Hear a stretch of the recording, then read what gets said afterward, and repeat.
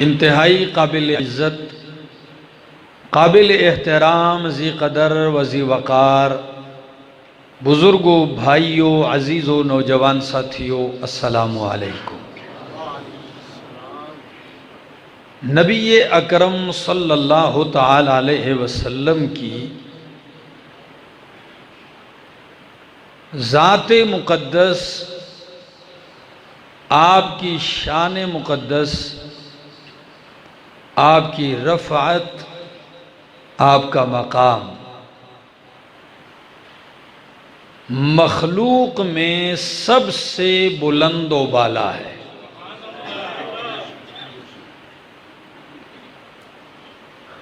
ہمارا ایمان ہے کہ انبیاء تمام کے تمام ان پہ ایمان لانا ضروری ہے، اور کسی بھی نبی کی توہین، کسی بھی پیغمبر اور رسول کی توہین وہ کفر ہے۔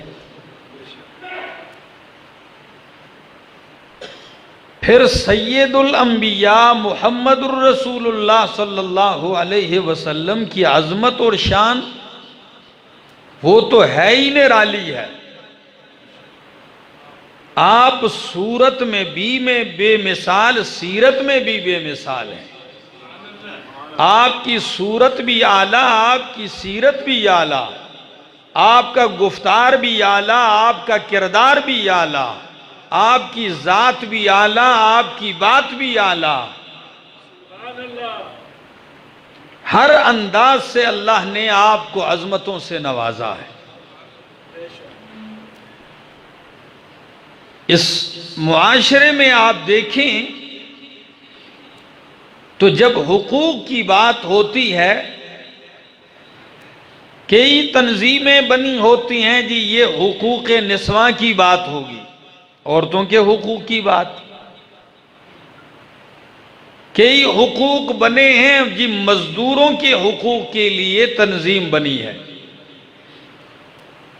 اور لوگوں کو بتایا جاتا ہے کہ مزدوروں کی کہ یہ حقوق ہیں، خواتین کے یہ حقوق ہیں، والدین کے یہ حقوق ہیں۔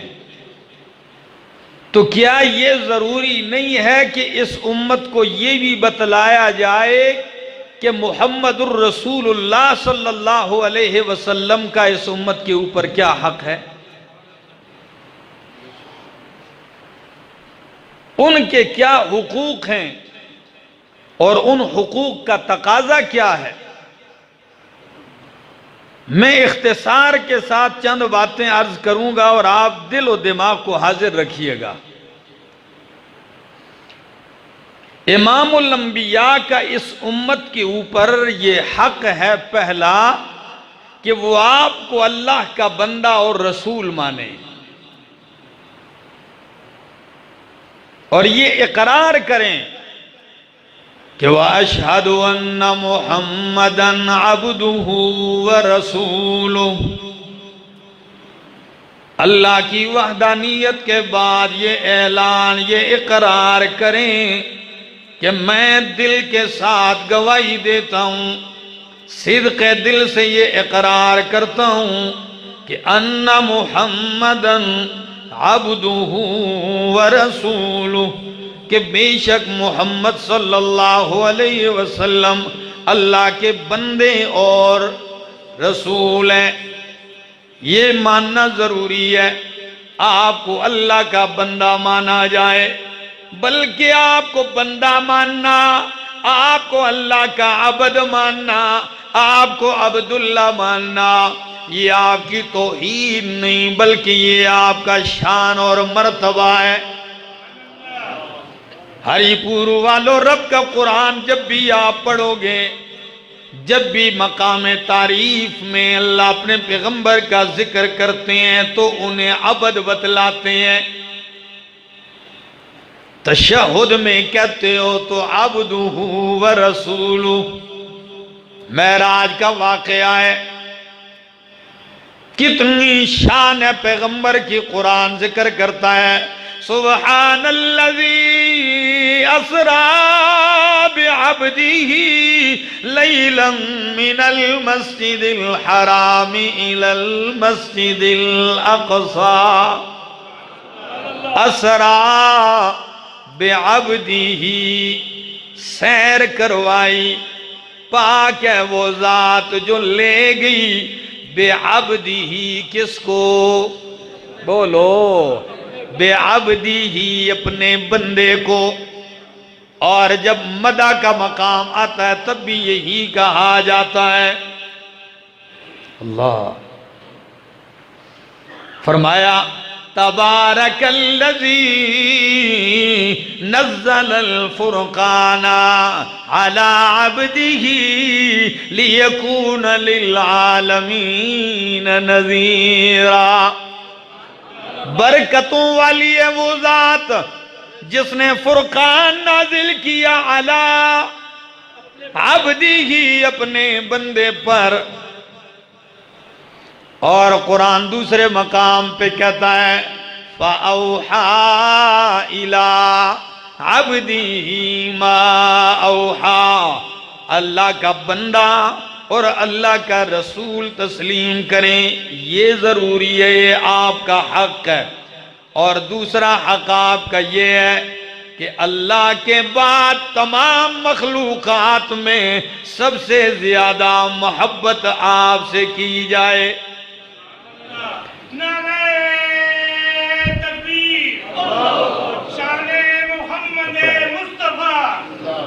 قدیر رومال ہے یار چھوٹا سا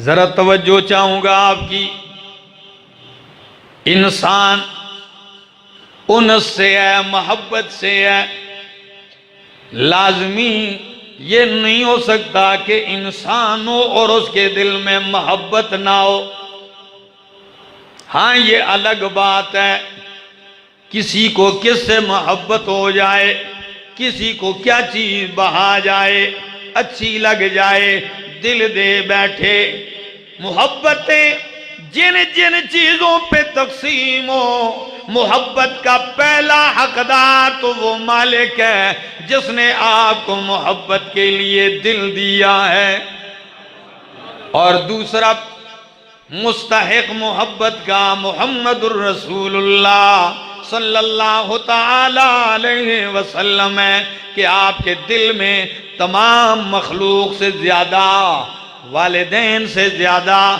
ہر چیز سے زیادہ محبت اللہ کے رسول سے ہو اللہ کے پیغمبر سے ہو یہ میرے سامنے اللہ کا قرآن ہے سورت کا نام سورت توبہ ہے ذرا سنیے قرآن کیا کہتا ہے اللہ اکبر فرمایا قل ان کان آباؤکم وابناؤکم واخوانکم وازواجکم وعشیرتکم واموال اقترفتموها وتجارة تخشون كسادها ومساكن ترضونها احب الیکم من اللہ ورسولہ وجہاد فی سبیلہ فتربصوا حتی یأتی اللہ بامرہ واللہ لا یہدی القوم الفاسقین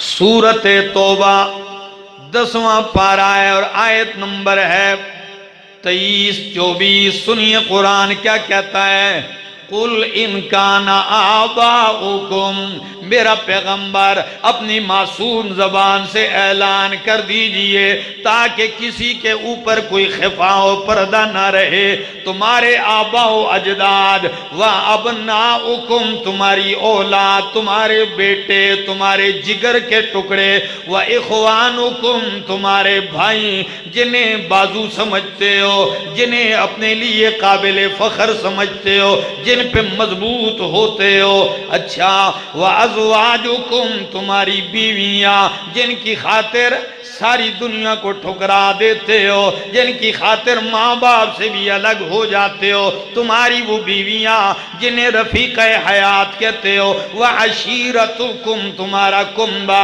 कबीला, खानदान, बरादरी, जिस पे फख्र करते हो, जिस पे नाज करते हो, मैं फलां कबीले का हूँ, फिर उस कबीले की शान बयान करते हो। मैं फलां बरादरी से हूँ, फिर उस बरादरी की बड़ाइयाँ बयान करते हो। तुम्हारा ये कबीला, ये बरादरी, व अमवालुन इक़्तरफ़्तुमूहा, तुम्हारा वो माल जो तुमने कमाया है, 20-20 साल परदेश गुजार के कमाया है, धूप में पिघल पिघल के कमाया है, हाँ गर्मी सर्दी सह के आपने वो माल कमाया, ये माल तुम्हें प्यारा हो। व तिजारतुन तख़शौन कसादहा, तुम्हारा वो बिजनेस, वो तिजारत जिसके माद पड़ जाने से डरते हो, हर वक्त इसी फिक्र में लगे रहते हो, कारोबार ठप ना हो जाए, कारोबार माद ना पड़ जाए, ये कारोबार तुम्हारा। व मसाकिनु तरज़ौनहा, तुम्हारी वो कोठी, वो बंगला, वो महल, वो हवेली, वो प्यारी और खूबसूरत कोठी जिन्हें तुम्हें पसंद करते हो। ये 8 चीजें गिनने के बाद फरमाया अहब्ब इलैकुम मिनल्लाहि व रसूली व जिहादिन फी सबीलिही, अगर तुम्हें ये सारी चीजें अल्लाह से ज्यादा प्यारी हैं, रसूलुल्लाह से ज्यादा प्यारी हैं, अल्लाह के रास्ते में जिहाद से ज्यादा प्यारी हैं, फिर रहमत की उम्मीद ना लगाए बैठना। फतरब्बसू हत्ता याती अल्लाहु बिअमरिही, फिर अल्लाह के अजाब का इंतजार करना, फिर रहमत नहीं आएगी, फिर गज़ब इलाही आएगा। मालूम होता है, देखिए अल्लाह ने कायनात की सारी चीजों को एक तराजू में रख दिया, अपनी और अपने रसूल की मोहब्बत को तराजू के दूसरे पलड़े में रख दिया। मेरा पाक पैगंबर अल्लाह से मोहब्बत के बाद कायनात वालों तुम्हारी मोहब्बतों का मुस्तहिक है, ये उनका हक है।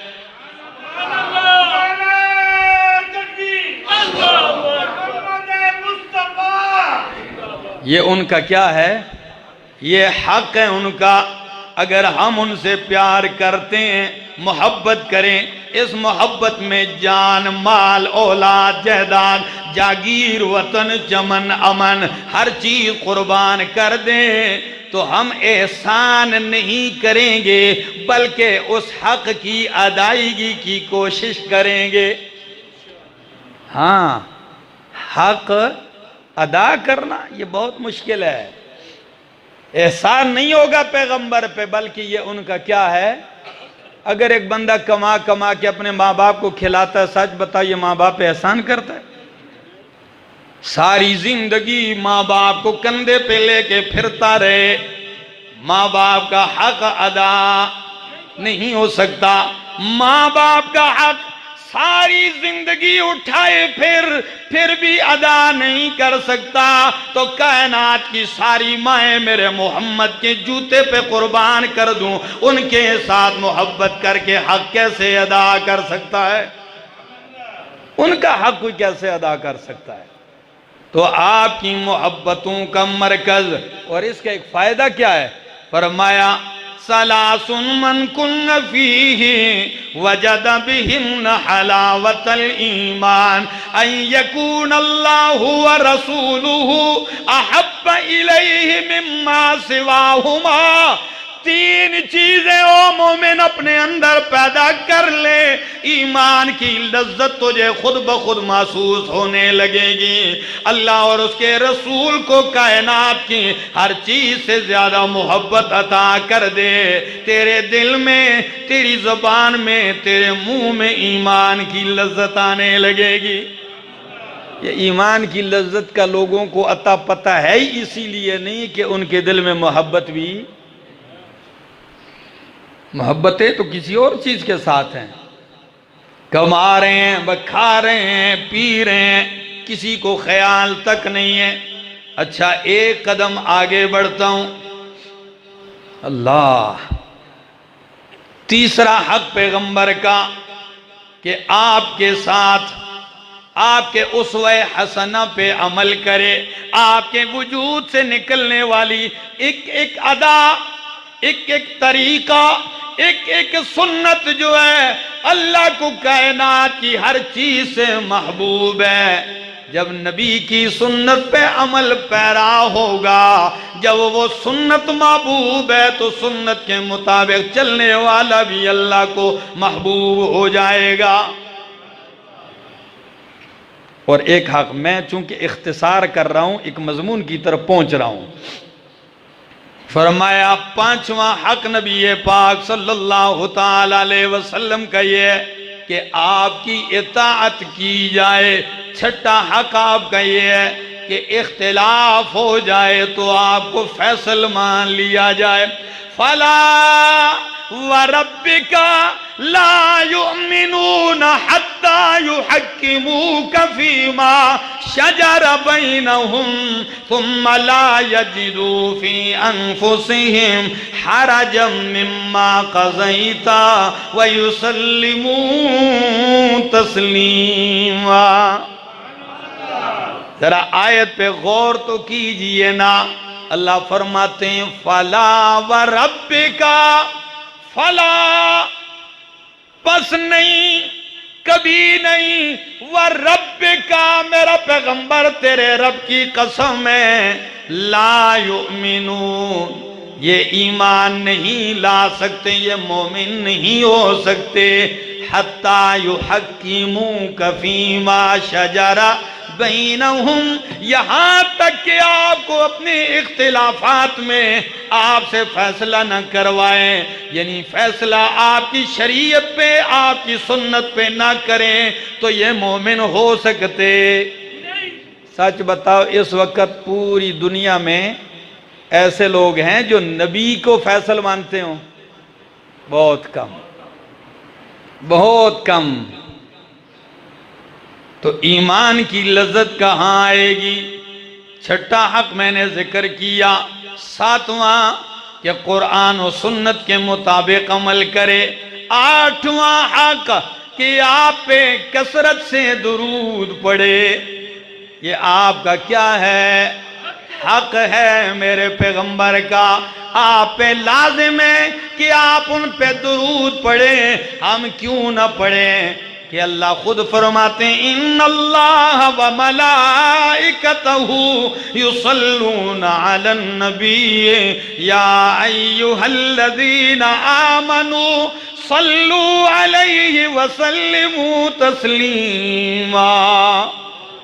اللہ، ان اللہ وملائکتہ، بے شک اللہ اور اس کے فرشتے، یصلون علی النبی، نبی صلی اللہ علیہ وسلم پہ درود بھیجتے ہیں۔ اللہ رحمتوں کا نزول کرتا ہے، فرشتے بھی تعریفوں میں لگے ہوئے ہیں۔ اے مومنو صلو علیہ وسلموا تسلیما۔ جب اللہ اور فرشتے لگے ہوئے ہیں تو آپ کیوں خاموش بیٹھتے ہیں؟ آپ بھی درود و سلام بھیجیں۔ میرے ایک جمعے کا 1 گھنٹے کا بیان اس پہ موجود ہے، اس کے فضائل، اس کی اہمیت، اس کے فوائد، اس کی حکمتیں اور اس کی فضیلت۔ بلکہ یوں کہوں نبی علیہ السلام نے فرمایا بہت بڑا بخیل ہے وہ کہ اس کے سامنے میرا ذکر ہو اور اس کی زبان جنبش نہ کرے، درود نہ پڑھے مجھ پر۔ بخیل بڑے بڑے دیکھے ہوں گے، یہ بڑا بخیل ہے کہ اللہ کے پاک پیغمبر صلی اللہ علیہ وسلم کا ذکر ہو اور اس کی زبان پہ حرکت بھی نہ آئے، درود نہ پڑے۔ تو یہ آپ کا حق ہے۔ اور ایک حق آپ کا یہ ہے، 8واں 9واں حق یہ ہے، فرمایا آپ کی توقیر، ادب، احترام اور آپ کی تعظیم اور آپ کا دفاع بھی مومنوں پر فرض ہے۔ میرے سامنے اللہ کا قرآن ہے، 26واں پارہ ہے، سورت کا نام سورت الفتح ہے۔ قرآن کیا کہتا ہے؟ اِنَّا أَرْسَلْنَاكَ شَاہِدًا، میرا پیغمبر بے شک ہم نے آپ کو گواہ بنا کر بھیجا ہے۔ آپ نے میری توحید کو بیان کرنا ہے، میری وحدانیت کے گواہ ہیں آپ۔ وَمُبَشِّرًا، اور آپ بشارتیں دینے والے ہیں ماننے والوں کو۔ وَنَذِيرًا، اور جو نہیں مانتے آپ ان کو ڈرانے والے ہیں۔ سورہ فتح آیت نمبر 7 ہے، آیت نمبر 8، اور سنیے ذرا، اِنَّا أَرْسَلْنَاكَ شَاہِدًا وَمُبَشِّرًا وَنَذِيرًا، آپ کو بشیر نذیر بنایا، کس لیے؟ لِتُؤْمِنُوا بِاللَّهِ وَرَسُولِهِ، او کائنات والو تاکہ تم اللہ پر ایمان لاؤ، وَرَسُولِهِ، اور اللہ کے رسول پر ایمان لاؤ۔ ایمان لاؤ بس چھٹی نہیں، وَتُعَزِّرُوهُ وَتُوَقِّرُوهُ وَتُعَزِّرُوهُ، تاکہ تم میرے پیغمبر کی مدد اور نصرت کرو، آپ کا دفاع کرو۔ وَتُوَقِّرُوهُ، آپ کی توقیر احترام کرو، یہ ضروری ہے۔ ایمان کے بعد تُعَزِّرُوهُ وَتُوَقِّرُوهُ، یہی ایک مقام نہیں ہے؟ ذرا آئیے، قرآن کہتا ہے 9واں پارہ میرے سامنے، سورت کا نام ہے سورت الاعراف، آیت نمبر 157 ہے۔ تھکے تو ہی بیٹھے نا؟ سنیے ذرا قرآن کیا کہتا ہے؟ الذین یتبعون الرسول النبی الامی، کیا شان ہے اللہ کی قسم! الذین، وہ لوگ، یتبعون الرسول النبی الامی، جو پیروی کرتے ہیں، اتباع کرتے ہیں رسول کی، نبی کی جو امی ہے، رسول کی جو نبی امی ہے۔ کون سا نبی امی رسول؟ کون سا؟ الذی یجدونہ مکتوبا عندہم فی التوراۃ والانجیل۔ کوئی نظر آ رہی ہے شان؟ فرمایا وہ رسول میرا، وہ نبی امی رسول میرا، جسے یہ پاتے ہیں اپنے پاس لکھا ہوا فی التوراۃ والانجیل، تورات میں، انجیل میں۔ ہری پور والو اس لفظ کی گہرائی کو تو سمجھو نا، یہ نہیں فرمایا یجدون اسمہ کہ نام پاتے ہیں، کہنا تو یہی چاہیے کہ بھئی تورات میں آپ کا نام ہے، انجیل میں، یہ لفظ نہیں ذکر کیا۔ یہ بھی نہیں فرمایا یجدون نعتہ ووصفہ، آپ کا نام پاتے ہیں، آپ کے اوصاف پاتے ہیں، بلکہ مبالغہ کیا اور لفظ کیا استعمال کیا؟ یجدونہ، نام نہیں، میں نے اپنے پیغمبر کا حلیہ صورت ایسا بیان کیا تورات میں، گویا کہ یہ تورات و انجیل میں میرے محمد کو پاتے ہیں۔ نعرہ تکبیر، نعرہ توحید سنت، شان محمد مصطفیٰ، سیرت محمد مصطفیٰ۔ یجدونہ، مفسرین لکھتے ہیں کأنہ سورۃ قلمیہ، یوں لگتا ہے گویا کہ اللہ نے تورات میں آپ کی قلم سے تصویر بنا کے لگا دی ہو۔ اتنی تعریف کتاب موسیٰ علیہ السلام کی اور شان میرے پیغمبر کا بیان ہو، انجیل عیسیٰ علیہ السلام پہ اترنے والی عظمتیں میرے پیغمبر کی بیان ہو، کیا شان ہے! پیغمبر موسیٰ علیہ السلام ہے، آئے بنی اسرائیل کے لیے، لیکن تذکرے میرے مصطفیٰ کے ہو رہے ہیں۔ بنی اسرائیل کے سامنے، عیسائیوں کے سامنے عیسیٰ علیہ السلام ہے، لیکن بشارتیں میرے پیغمبر کی ہو رہی ہیں۔ اللہ کے خلیل ہے، کعبۃ اللہ کے سامنے ہے، بنا کعبہ رہے ہیں 4000 سال پہلے، بیٹا ساتھ ہے لیکن ذکر میرے مصطفیٰ کا کر رہے ہیں۔ کبھی آپ نے غور کیا ہے شاعر نے کیا ہی خوب کہا، بشارت عیسیٰ و واعظ الکلیم، بشارت عیسیٰ و واعظ الکلیم، دعاء ابراہیم عند الحتیم، وجمیع النبیین والمرسلین به بشروا منذ عصر قدیم۔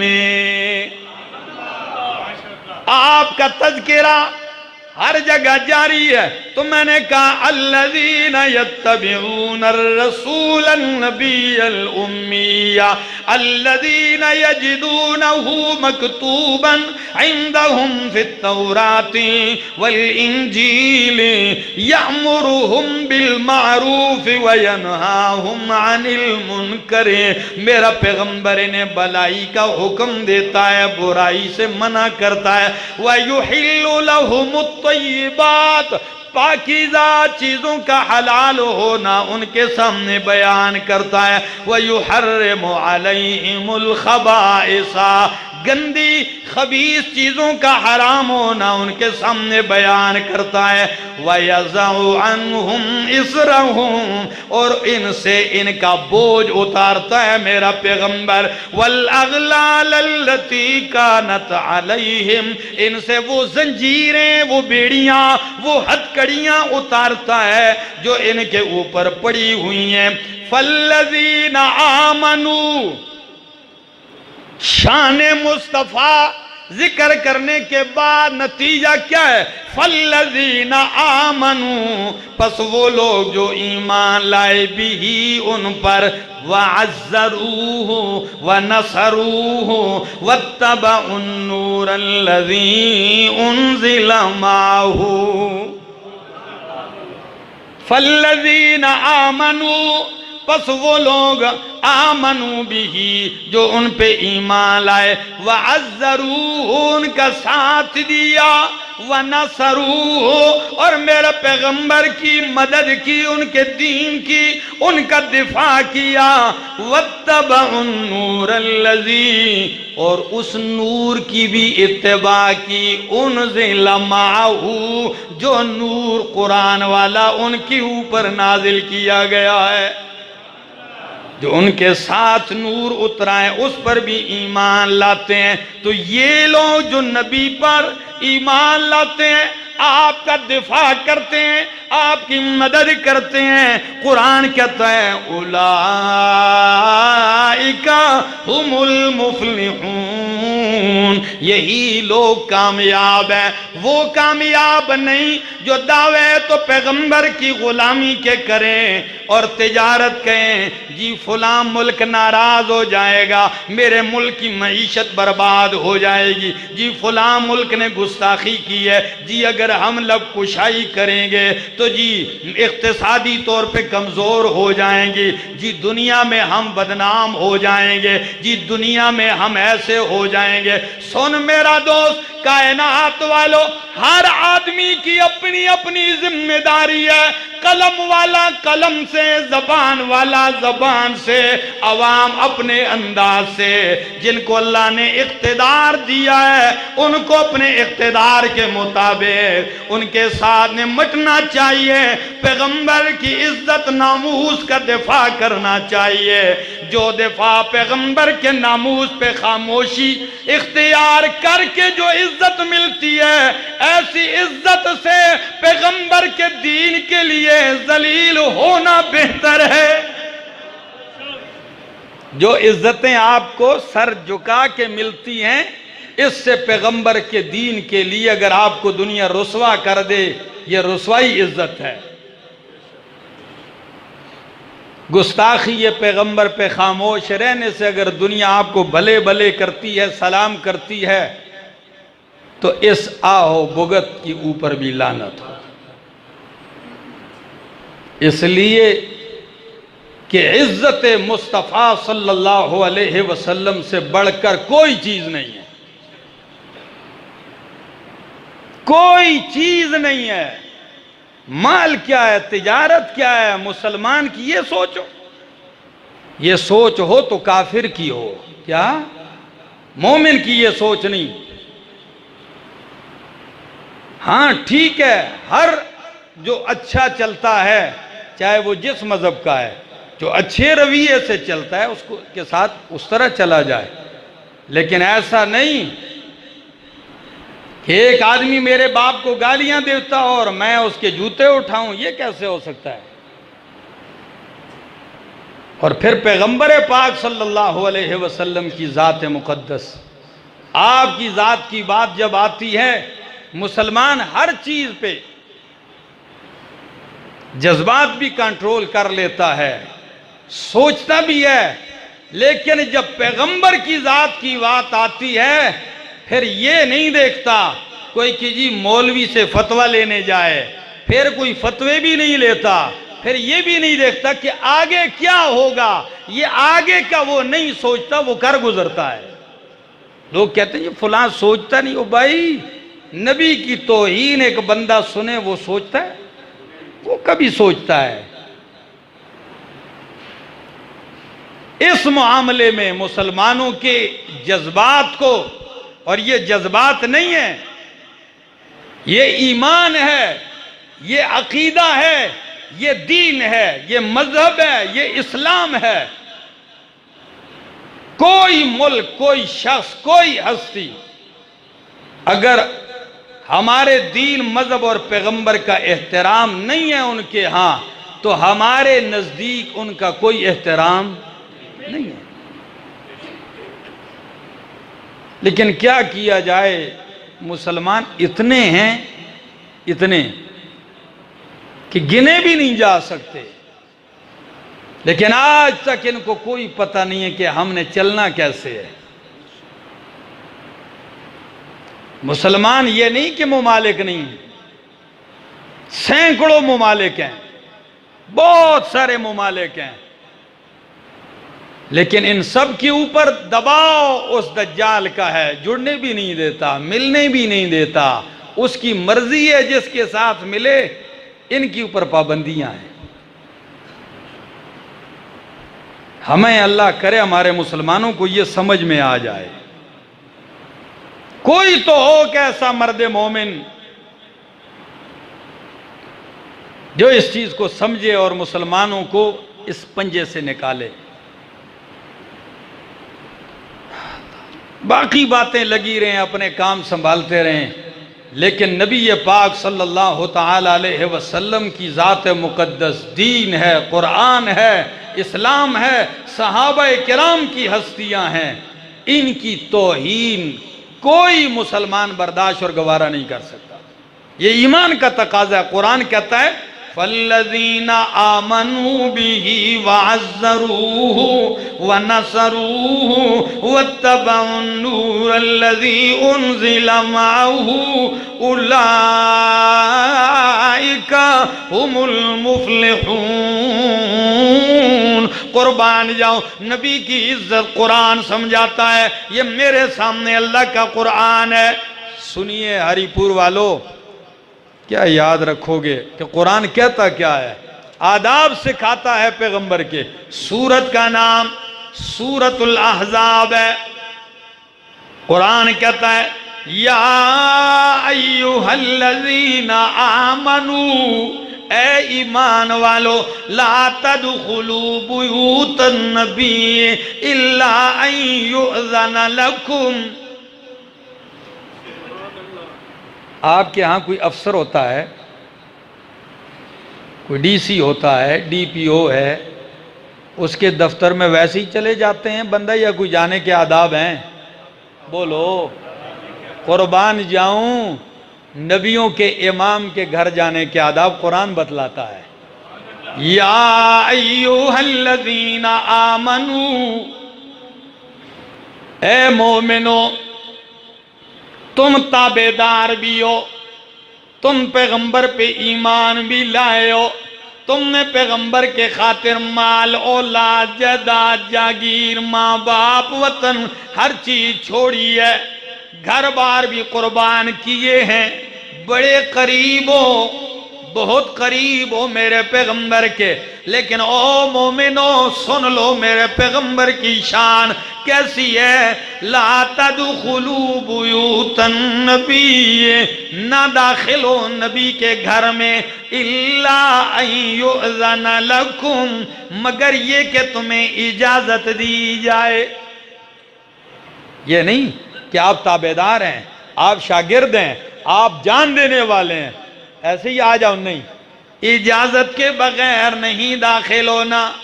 الا ان یؤذن لکم الی طعام، کتنی چھوٹی چھوٹی باتیں ذکر کی جا رہی ہیں، دیکھو تو صحیح، تمہیں کھانے کی دعوت دی جائے، اللہ کے پاک پیغمبر تمہاری دعوت کریں، آؤ کھانا میرے گھر میں کھانا ہے آج، تو جانا کس طریقے سے؟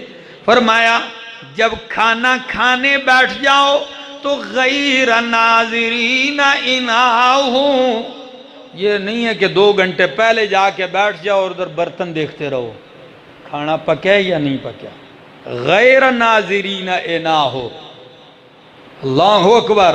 ولیکن اذا دعیتم، جب تمہیں دعوت دی جائے، فادخلوا، تو اجازت کے ساتھ داخل ہو جاؤ، لیکن آگے کھانا کھا کے تو بیٹھے رہو رات 12 بجے تک، نہیں، آداب سنیے میرے پیغمبر کی مجلس کے، گھر کے۔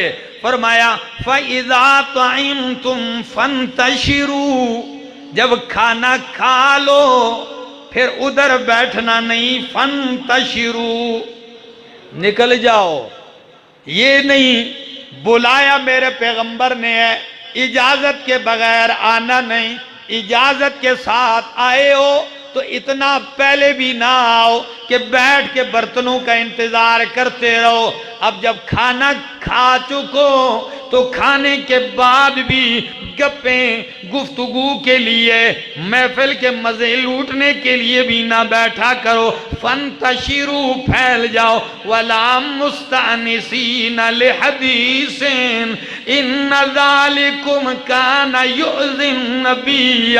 اے میرے اللہ، یہ اتنی پابندیاں، یہ اتنے شرائط، یہ اتنے قواعد، یہ اتنے آداب کیوں بیان کیے؟ فرمایا اس لیے ان ذالکم کان یؤذی النبی، یہ کام کرنا تمہارا میرے نبی کو اذیت دیتا ہے، فیستحیی منکم، میرا پیغمبر تو اتنا حیادار ہے، اتنا حیا کا پیکر ہے کہ وہ اذیت برداشت کرتے ہوئے بھی تمہیں اٹھاتا نہیں کہ چلے جاؤ، تمہیں اذیت برداشت کرتے ہوئے بھی یہ نہیں کہتا تم پہلے کیوں آئے ہو، فَيَسْتَحِي مِنْكُمْ، میرا پیغمبر حیا محسوس کرتا ہے تم سے، قربان جاؤ، اللہ فرماتے ہیں میرا پیغمبر تو حیا کی وجہ سے خاموش ہو جاتا ہے، وَاللَّهُ لَا يَسْتَحِي مِنَ الْحَقِّ، لیکن اللہ حق بیان کرنے سے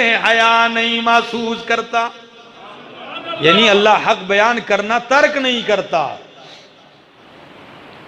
میرا نبی تو گوارا کر لیتا ہے، میں یہ نہیں گوارا کرتا ہوں کہ میرے نبی کو اذیت ہو، اتنی سی اذیت بھی گوارا نہیں ہے، اللہ اکبر۔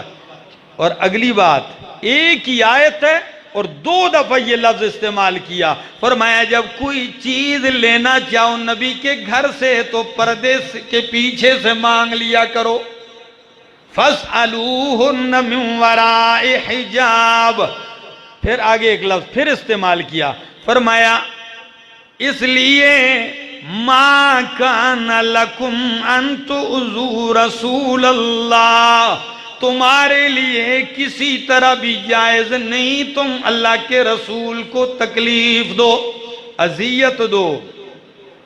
سورہ احزاب آیت نمبر 53، یہ آداب ہیں میرے پاک پیغمبر صلی اللہ تعالی علیہ وسلم کی مجلس کے۔ یقین کیجئے ادب دیکھیے، تعظیم دیکھیے صحابہ کرام کی۔ صلح حدیبیہ کا موقع ہے، سن 6 ہجری ہے، صحابہ کرام احرام پہنے ہوئے مدینہ سے آئے ہیں عمرہ کرنے کے لیے۔ مشرکین مکہ نے روک لیا، جی عمرے کی اجازت نہیں ہے، جی لڑنے نہیں آئے، رہنے نہیں آئے، عمرہ کر کے واپس ہوں گے، جی نہیں کرنے دیتے۔ زور تھا ان کا، آکڑ گئے، مذاکرات ہو رہے ہیں، ان کی طرف سے بھی ٹیم آ رہی ہے۔ یہاں سے میرے پاک پیغمبر صلی اللہ علیہ وسلم کے سفیر عثمان ابن عفان رضی اللہ تعالیٰ عنہ بھی گئے۔ ان کی طرف سے ایک وفد آیا مذاکرات کے لیے، اس میں ایک تھا عروہ بن مسعود رضی اللہ تعالیٰ عنہ، اللہ نے بعد میں ایمان کی دولت دی ہے، اور سہیل بھی تھا۔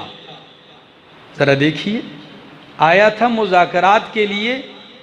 گفتگو کے دوران عرب کی عادت تھی، جب گفتگو کرتے نا آپس میں تو ایک دوسرے کی داڑھی کو ایسے ہاتھ لگاتے تھے گفتگو کے دوران، ایسے۔ تو ایک 2 دفعہ اس نے گفتگو کے دوران نبی علیہ السلام کی داڑھی مبارک کی طرف ہاتھ بڑھایا، صحابی رسول نے فوراً تلوار نکالی، فرمایا اپنا نجس ہاتھ پیچھے کر لے، اللہ کی قسم اگر دوبارہ بڑھائے کاٹ دوں گا تیرا ہاتھ، پیچھے کر اپنا نجس ہاتھ۔ پیغمبر کی تعظیم کے معاملے میں صحابہ کرام اس قدر جذباتی، پیچھے کر۔ اور یہ نہیں کہ یہ کوئی غیر تھا، اللہ کی قسم زوجہ مصطفیٰ ہیں، ام حبیبہ رضی اللہ تعالی عنہا، مومنوں کی ماں، ہماری اور آپ کی اماں جان امیر معاویہ رضی اللہ تعالی عنہ کی بہن ہے، اور ابو سفیان کی بیٹی ہے۔ کئی سالوں کے بعد ابو گھر آئے تھے مشرک، بیٹھنے لگے، فوراً بستر لپیٹ دیا۔ باپ نے کہا بیٹی یہ بستر میرے شایہ نشان نہیں، لائق نہیں، یا میں بستر کے کیوں لپیٹا؟ فوراً کہنے لگی ابا جان آپ اس بستر کے لائق نہیں ہیں، اس لیے کہ یہ میرے مصطفیٰ کا پاکیزہ بستر ہے اور تو مشرک پلیت ہے۔ بیٹی کو باپ کتنا پیارا ہوتا ہے، لیکن قربان جاؤں انہوں نے پیغمبر کی عزت پہ یہ نہیں دیکھا یہ باپ ہے، یہ ماں ہے، یہ بھائی ہے، ہر رشتہ قربان کر دیا۔ اب ذرا ایک مثال پیش کرنے لگا تھا حدیبیہ کی۔ یہ عروہ ابن مسعود نے یہاں منظر دیکھا نبی علیہ السلام کا، کافی دیر ٹھہرا، نماز بھی پڑھتے، نبی علیہ السلام کو وضو کرتے دیکھا، اٹھ کے چلا گیا، مشرکین کے سامنے جا کے تقریر کی۔ وہ تقریر بخاری کی حدیث وہ میرے سامنے ہے۔ کیا کہنے لگا؟ کہتا ہے یا قوم، اے میری قوم مکہ کے مشرکو، واللہ لقد وفدت علی الملوک ووفدت علی قیصر وکسرا والنجاشی، اللہ کی قسم ہے میں بڑے بڑے بادشاہوں کے محلوں محلات میں گیا ہوں، قیصر، کسرا، نجاشی بادشاہ کے محل میں بھی گیا ہوں، واللہ اللہ کی قسم ہے ما رأیت ملکا قط یعظمہ اصحابہ ما یعظم اصحاب محمد محمدا۔ اللہ کی قسم ہے میں نے آج تک کسی بادشاہ کو نہیں دیکھا کہ اس کے چاہنے والے، اس کے دربان اس کی اتنی تعظیم کرتے ہوں جتنی محمد کے صحابہ محمد کی تعظیم کرتے ہیں۔ میں نے آج تک نہیں دیکھا صلی اللہ علیہ وسلم۔ حق سچ کی پہچان احمد جمشید خان سالے دو سے بولو زندہ باد۔ فرمایا اس تعظیم کا منظر کیا کھینچتے ہیں؟ عروہ ابن مسعود کہتے ہیں اللہ کی قسم واللہ ان محمدن صلی اللہ علیہ وسلم ان تنخم نخامة إلا وقعت في كف رجل منهم فدلك بها وجهه وجلده وإذا أمرهم ابتدروا أمره وإذا توزع كادوا يقتتلون على وضوئه وإذا تكلم خفضوا أصواتهم عنده وما يهدون إليه النظر تعظيما له. اللہ کی قسم ہے او مکے والو، میں نے بڑے بڑے بادشاہ دیکھے ہیں لیکن آج تعظیم صحابہ دیکھیے کہ اپنے پیغمبر کی کتنی تعظیم کرتے ہیں. اللہ کی قسم جتنی دیر میں وہاں تھا میں نے نبی کریم کا لعاب دہن زمین پہ گرنے نہیں دیکھا، گرتا نہیں دیکھا. آپ لعاب پھینکتے ہیں وہ ہاتھ بڑھا کے اپنی ہتھیلی پہ اٹھا لیتے ہیں. جو اپنے نبی کا لعاب دہن زمین پہ گرنے نہیں دیتے. اور اگلی بات ذرا سنیے، فرمایا آپ وضو کرتے ہیں تو قریب ہے کادو یقتتلون علی وضوئہ، وہ تو ایسے جپٹتے ہیں کہ آپ کے جسم سے گرنے والا وضو کے دوران جو پانی ہوتا ہے اس پہ بھی جھگڑ پڑتے ہیں، وہ بھی لینے کے لیے ایک دوسرے سے چھیننے لگتے ہیں. حالت ان کی یہ ہے کہ اتنا 1500 صحابہ ہے، یہ مجمع ہے، حرکت بھی ہو رہی ہے لیکن آواز کسی کی اونچی نہیں ہو رہی، آوازیں پست ہیں پیغمبر کے ادب میں. اور آپ کے ادب کا تقاضا کہ کوئی نظریں اٹھا کے آپ کو دیکھ بھی نہیں سکتا. اللہ اکبر. یہ تعظیم پھر ایسے لوگوں کی تعظیم نہیں، ادھر یہی موقع نہیں تھا. کیا کیا ہے ذرا سن لیجئے.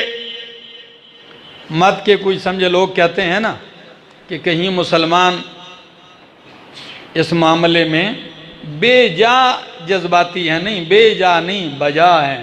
بے جا نہیں بلکہ بجا ہیں. یہ میرے سامنے میں کچھ احادیث لکھ کے لایا ہوں. ابو داؤد کی حدیث ہے. حضرت عبداللہ ابن عباس رضی اللہ تعالیٰ عنہ فرماتے ہیں ایک شخص تھا، اس کی بیوی تھی، یعنی ام ولدہ تھی.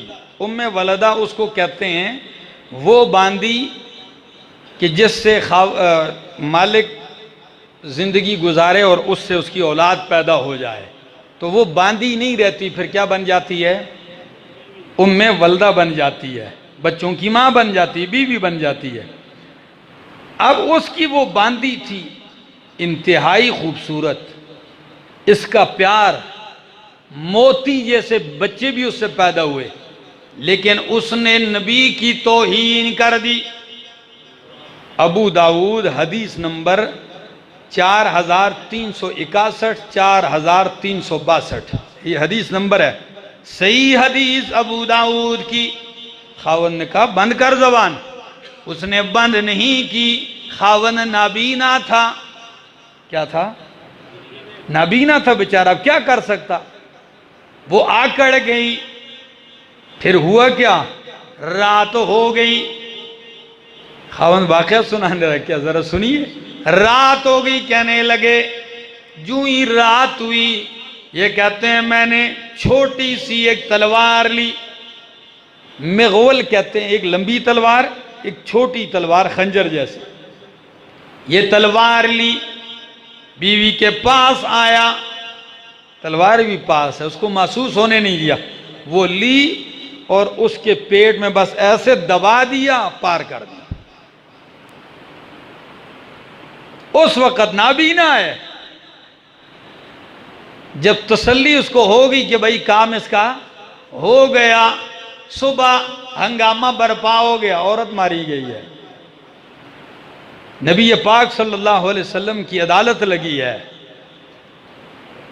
سپریم کورٹ لگی ہوئی ہے، جج رسول اللہ صلی اللہ علیہ وسلم ہے. کیا واقعہ ہوا؟ نابینا کہنے لگا اللہ کے پاک پیغمبر میں نے زیادتی نہیں کی، ظلم نہیں کیا، مجھ سے پیار کرتی تھی، میرا بھی اس سے پیار تھا، میں تو نابینا ہوں، میرے ان دو بچوں کو دیکھ لو، موتی جیسے خوبصورت بچے سے پیدا ہیں، ایسے بچوں کی ماں سے کون بغیر اس کے بغیر گزارا کر سکتا ہے؟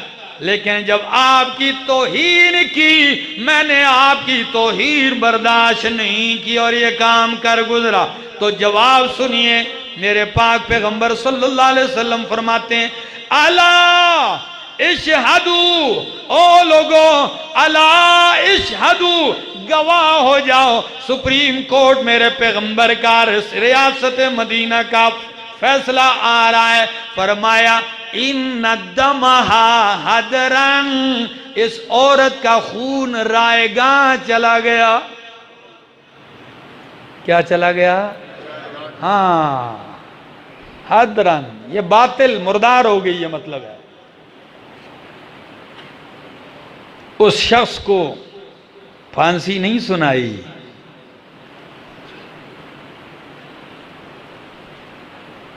ہمارے ہاں کچھ چیزوں پہ ہم غداری ڈال کے پھانسی دیتے ہیں، لیکن نبی پاک صلی اللہ علیہ وسلم کی توہین کرنے والے کو نہ کوئی غدار سمجھتا ہے، نہ اس کو کوئی مرتد سمجھتا ہے، نہ اسے کافر سمجھتے ہیں، بلکہ اسے بھولا بالا بنا کے بھائی کہتے ہیں بھائی جاؤ اپنے آقاؤں کے پاس پہنچ جاؤ۔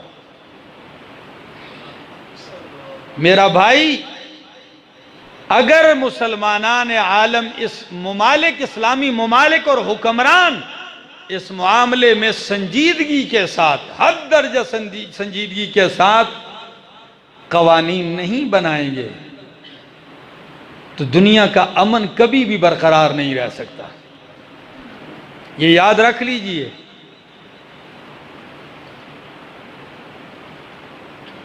ہمارے ہاں تھوڑا سا کچھ ہوتا ہے پورے ملک میں برپا ہو جاتا ہے، جی فلاں جگہ زیادتی ہو گئی، کیا ہو گئی؟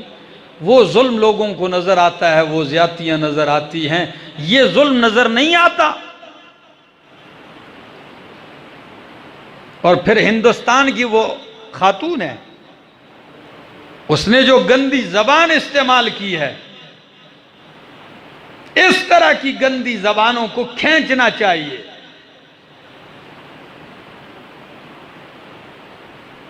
14 صدیاں گزرنے کے بعد اتنی جرت، کروڑوں مسلمانوں ہو، 1.5 ارب مسلمان ہوتے ہوئے ایک عورت اتنی جرت کر جائے، ایک شخص اتنی جرت کر جائے، یہ مسلمانوں کو سوچنا ہے، حکمرانوں کو سوچنا ہے۔ اور ایک اور سن لیجئے تاکہ ذرا اور ایمان تازہ ہو جائے۔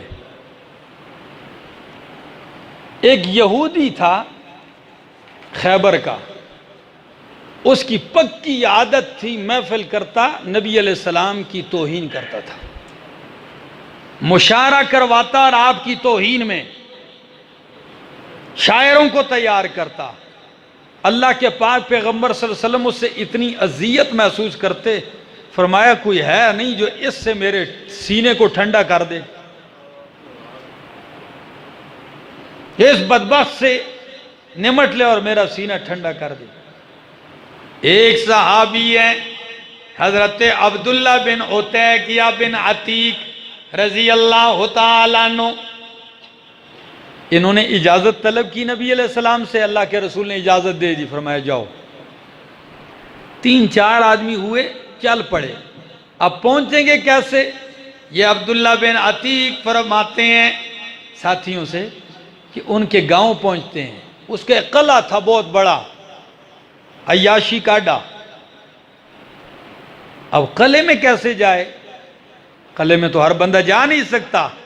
یہ کہتے ہیں عصر کا وقت ہو گیا، عصر تاخیر ہے یعنی مغرب کا وقت ہے، دربان آیا چوکیدار، قلعے کا دروازہ کھولا، ان کا کوئی گدھا باہر رہ گیا تھا، ورنہ دروازہ بند ہو چکا تھا قلعے کا، ہمارا اندر جانا ممکن نہیں تھا۔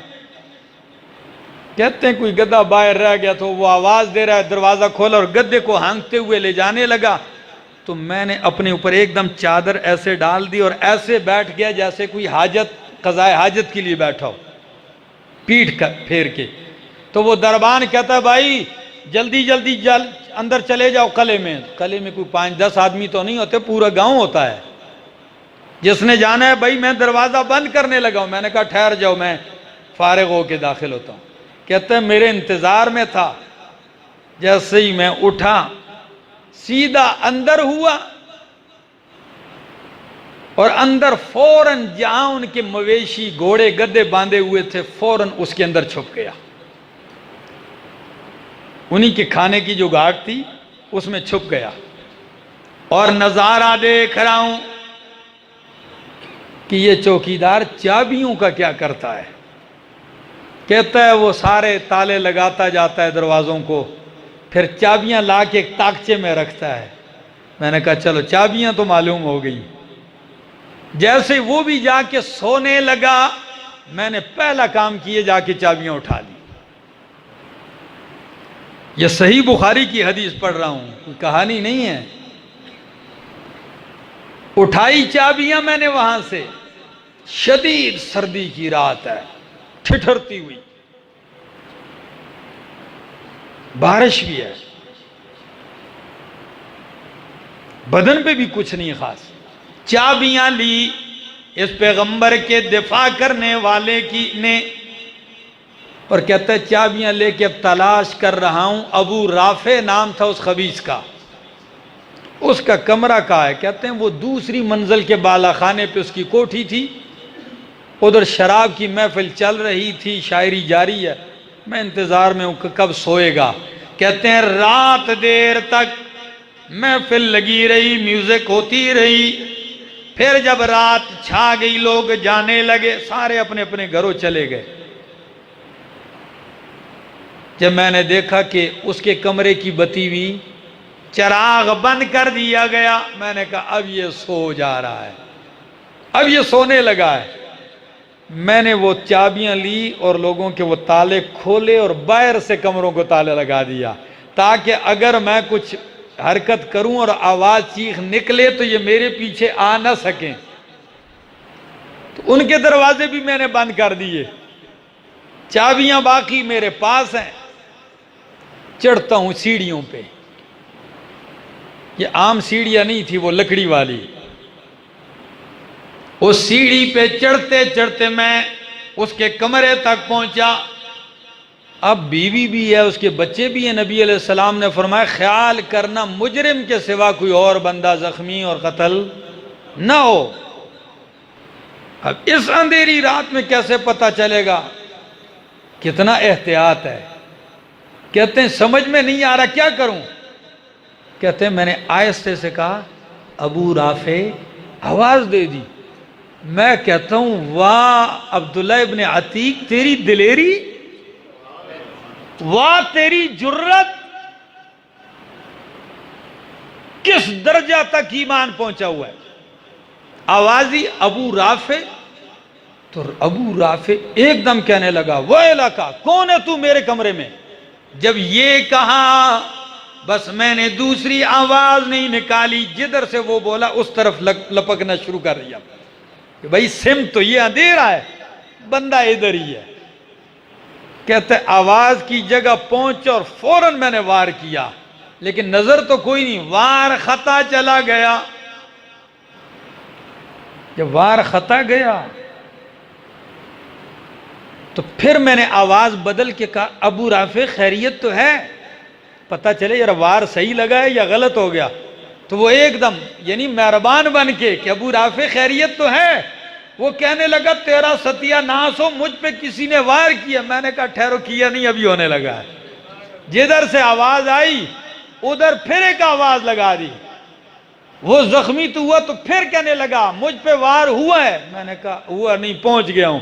کہتے ہیں تلوار اس کے اندر گھسیڑی اور اتنے زور سے گھسیڑی کہ اندر ہڈی کٹنے کی اور ٹوٹنے کی آواز میں نے سن لی. اللہ اکبر.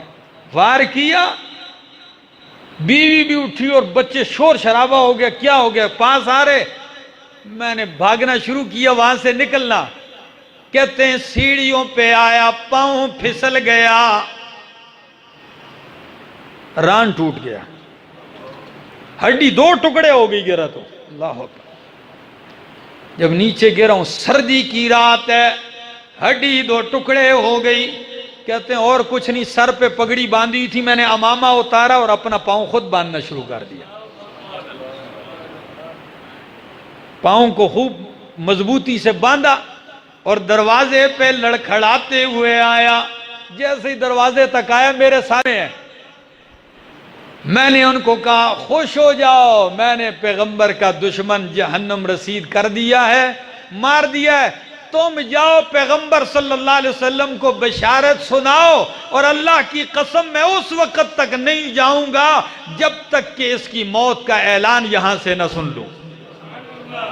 نعرہ تکبیر، اللہ اکبر۔ نعرہ توحید سنت، فرماتے ہیں نبوت محمد مصطفیٰ۔ فرماتے ہیں وہ ساتھی میرے چل پڑے اور میں اتنی تکلیف میں ہوں، ہڈی ٹوٹی ہوئی، لیکن نہیں جا رہا ہوں کہ سنوں گا یقین ہو جائے۔ کہتے ہیں صبح ہوتے ہی، جیسے ہی صبح طلوع ہوئی، کسی نے زور سے اعلان کیا، او قلعے والو، ابو رافع مر گیا، مارا گیا رات کو۔ کہتے ہیں جب کانوں سے یہ اعلان سنا تو اتنا خوش ہوا کہ درد بھی بھول گیا، وہ درد ہی خوشی سے بھول گیا، اور اتنی تیزی سے لنگڑے پاؤں سے آتا ہوا آ رہا ہوں۔ ابھی میرے ساتھی نبی علیہ السلام کے پاس پہنچے نہیں تھے کہ میں نے راستے میں ان کو پا لیا، اتنی جلدی سے آیا ہوں۔ اور میں نے کہا تم جلدی نہ کرنا، میں آگے ہوں، میں خود بشارت دوں گا۔ جب آیا تو جا کے نبی علیہ السلام کی محفل میں پہنچا، بشارت سنا دی، اللہ کے پاک پیغمبر، آپ کی توہین کرنے والے کو میں واصل جہنم کر آیا ہوں، اور آیا بھی ایسے نہیں، کانوں سے اس کی موت کا اعلان بھی سن کے آیا ہوں۔ نبی علیہ السلام نے فرمایا یہ آپ کے پاؤں کو کیا ہے؟ فرمایا گرا ہوں اللہ کے رسول، ٹانگ 2 ٹکڑے ہو گئی۔ فرمایا پھر پیچھے کیوں رکھی ہے، ذرا ٹانگ آگے کرنا۔ فرمایا پیغمبر صلی اللہ تعالی علیہ وسلم کے سامنے میں نے ٹوٹی ہوئی ٹانگ آگے کی، اور مصطفیٰ نے حریری ہاتھ، وہ انگلیاں، وہ ہاتھ جس کے اشارے سے چاند 2 ٹکڑے ہوا، آج وہی ہاتھ جب عبداللہ کے پاؤں پہ چلتا ہے 2 ٹکڑے ہڈی جڑ جاتی ہے۔ کہتے ہیں اللہ کی قسم، صلی اللہ علیہ وسلم فرماتے ہیں کہ اللہ کی قسم کہ نبی پاک صلی اللہ علیہ وسلم نے جب میرے پنڈلی پہ ہاتھ پھیرا، اللہ کی قسم یوں لگا کبھی تکلیف ہوئی نہیں ہے۔ میرے دوستو، اور یہ یاد رکھ لو، تقریباً تاریخ میں آپ دیکھ لو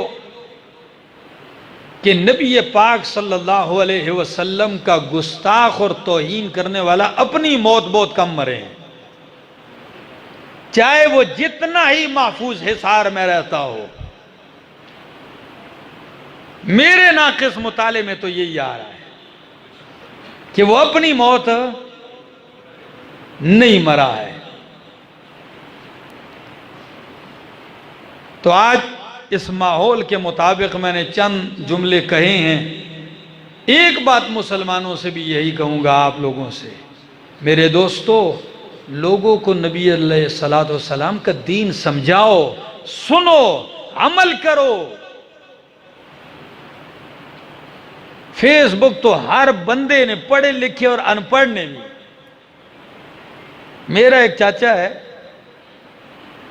سکول شکول اس نے شاید باہر سے بھی نہیں دیکھا ہو، انگوٹھا لگاتا ہے، لیکن موبائل اس کے پاس، انگریزی اس کے اندر لکھی ہوئی ہے، سارا کونا کونا اس کو اندر معلوم ہوتا۔ یعنی پڑھے لکھے ان پڑھ سب کو پتا ہے۔ تو میرے بھائی، کبھی اس میں پیغمبر کی عزت کی بات کرو، ناموس کی بات، کوئی نیکی پھیلاؤ۔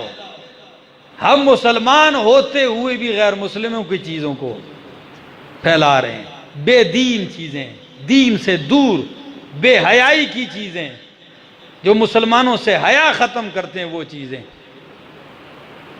آئیے دین کی اس محنت میں کوشش کیجئے، ساتھ دیجئے، اتفاق، پیار محبت اور جذبے کے ساتھ آگے بڑھیے۔ اللہ ہم سب کا حامی اور ناصر ہو۔